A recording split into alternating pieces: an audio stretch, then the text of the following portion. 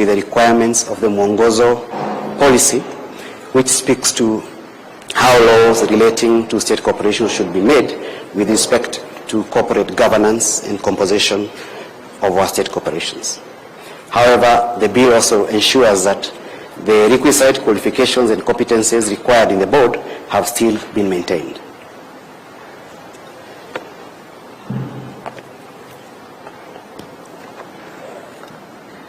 Your Excellency, the next bill is the Tax Procedures Amendment Bill, which is a small bill, part of which was picked from the Lost Finance Act to make it easy for Kenyans to file tax. It speaks to the question of ETIMs and is going to save our small-scale traders and farmers from the concerns that they were raising relating to ETIMs, Your Excellency. The bill also extends the tax amnesty that was lost when we lost the Finance Act 2024, so that Kenya Revenue Authority, the Commissioner General and the Kenya Revenue Authority can be able to assess tax performance of companies, and those that have been ailing for a long time, they can be able to forgive them, Your Excellency. This is one of the things that were lost when we lost the Finance Bill of 2024. Your Excellency, the next bill is the Ethics and Anti-Corruption Commission Amendment Act, which is one of the products of the NADCO process.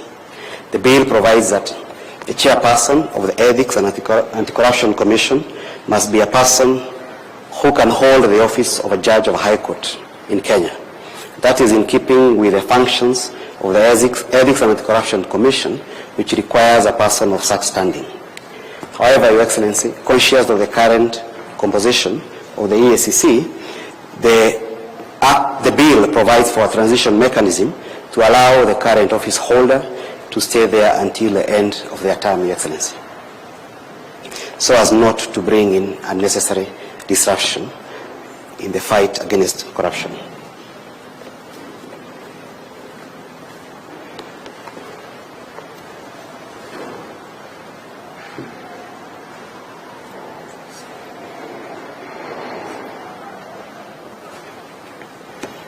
There is still the Ethics and Anti-Corruption Commission Amendment Bill, which is a small bill.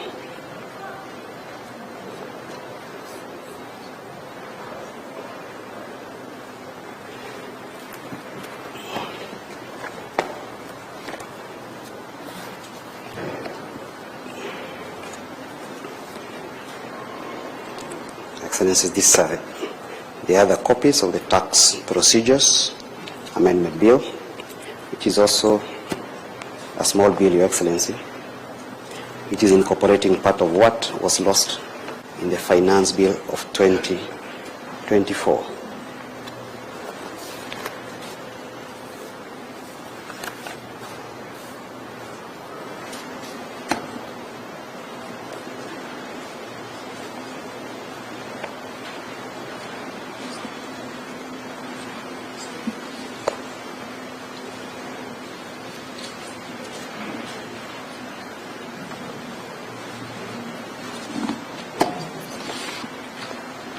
Excellency, to be able to conclude with all these bills, both houses of Parliament sat for long. The National Assembly ordinarily holds 4 sittings in a week, but in the last 2 weeks before the recess, the National Assembly sat for 9 sittings each week, some going up to midnight, Your Excellency, so that members can conclude with this business and be able to attend the East Africa Community Games in Mombasa that are still ongoing in Mombasa. It is hoped that this Tax Procedures Amendment Bill, Your Excellency, is going to incentivize growth of the local steel and construction industry, because it exempts certain provisions of the Africa Continental Trade Agreement from operating for 2 years with respect to our steel industry for items that have been specified, so that businesses, local steel manufacturers do not get an competition which is not healthy from products that come from outside the East Africa community.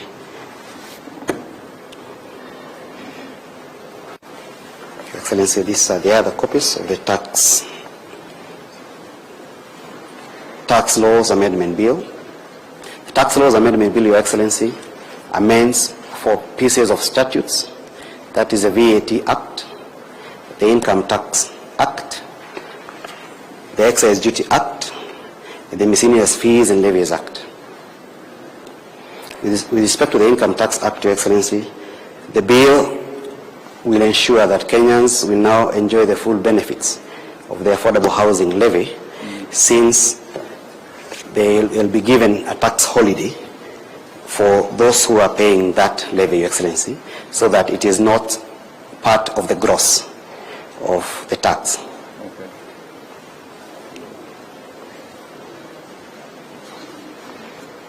The request, Your Excellency. Is it a tax holiday or tax deductible? Making it tax deductible. Yeah. Tax deductible, Your Excellency, that's the right word. Does it qualify for relief? Is it a relief? You are not taxed on it. No, before you pay everyone and your gross. Yes, yes. Your contribution for it.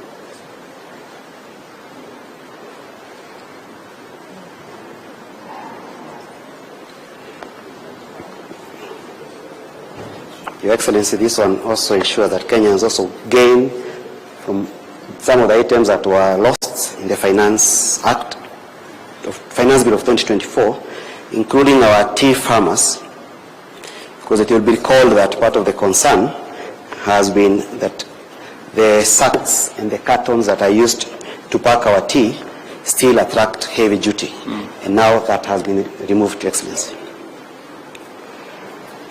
The next bill, Your Excellency, is the Kenya Revenue Act Amendment Bill 2024, a bill which was introduced by the leader of Majority Party, largely to do 2 things. It is to empower the Commissioner General of KRA to appoint Deputy Commissioners with the approval of the board, so as to bring in better corporate governance. This bill, with respect to taxation, also allows the Commissioner General to assess applications made by tax agents who are unable to remit tax to KRA that they are withholding within the prescribed period. And if the Commissioner General finds that they did not fail because of offense on their part, the Commissioner General is now empowered to forgive them.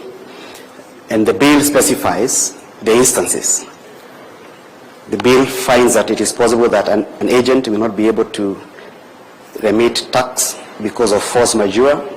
They may not be able to remit tax because of failure on the part of the KRA system, or they are not able to remit tax because of other reasons that the Commissioner General may find fit. What will be waived, Your Excellency, is a penalty associated with that late submission of tax. The last bill for the day, Your Excellency, is the Statutory Instruments Amendment Bill 2024. It was introduced in the National Assembly by the member for Inabkoi, who is also the chairman of the Committee on Delegated Legislation. This bill, Your Excellency, is informed by Article 96(4) of the Constitution, which provides that Parliament may delegate any of its legislative powers to any state officer, public officer, or any other person. But the Constitution also requires that when Parliament does that, it ought to prescribe the limit, the scope, the purpose, and the standard, so that the delegatee does not go beyond the limit given by Parliament. It's a small bill, Your Excellency, and it provides that whenever Parliament nullifies in total a regulation or part of a regulation, the entity that made that regulation is now required to publish in the Gazette a notification to the public that that nullification has happened. The Act also requires the clerks of both houses to publish that notification in the website. This, Your Excellency, is meant to cushion the possibility of the citizenry being asked to comply with regulations that have been nullified, or our courts making decisions based on the regulations that no longer exist in part or in full.